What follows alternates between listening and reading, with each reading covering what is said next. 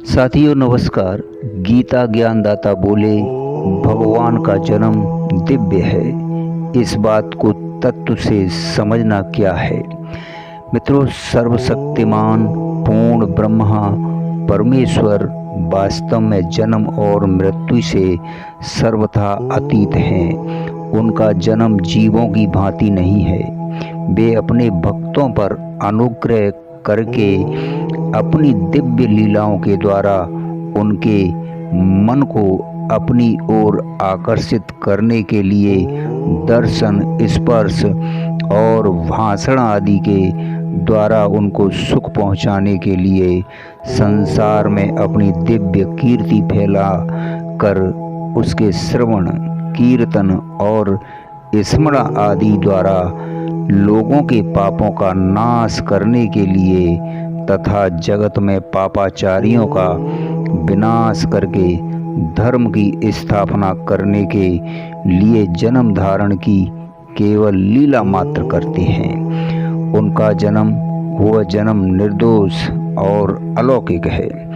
जगत का कल्याण करने के लिए ही भगवान इस प्रकार मनुष्य आदि के रूप में लोगों के सामने प्रकट होते हैं। साथियों, उनका वह विग्रह प्राकृत उपादानों से बना हुआ नहीं होता।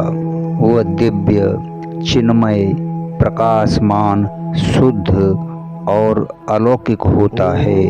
उनके जन्म में गुण और कर्म संस्कार हेतु नहीं होते।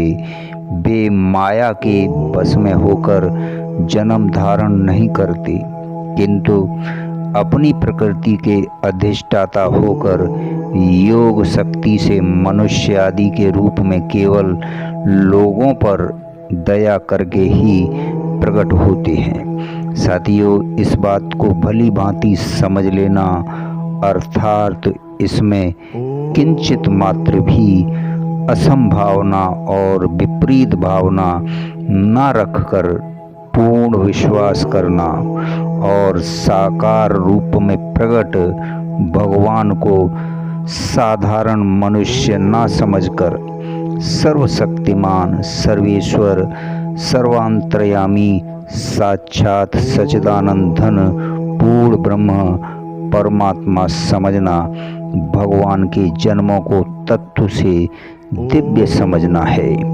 मित्रों, इस अध्याय के 6 श्लोक में यही बात समझाई गई है। 7वें अध्याय के 24वें और 25वें श्लोक में और 9वें अध्याय के 11वें तथा 12वें श्लोक में इस तत्व को ना समझकर भगवान को साधारण मनुष्य समझने वालों की निंदा की गई है।